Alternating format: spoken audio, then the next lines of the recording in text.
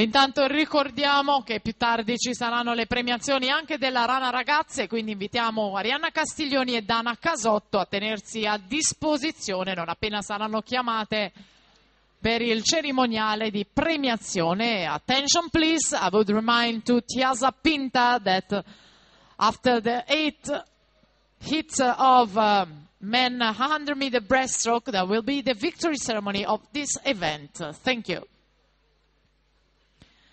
Filippo Florian 34.05 davanti a Nicolò Perin 35.76, Michele Tagliatti in 1, Nicolò Perin in 2, Nicolò Bellinaso in 3, Massimiliano Mazzocco in 4, Filippo Florian in 5.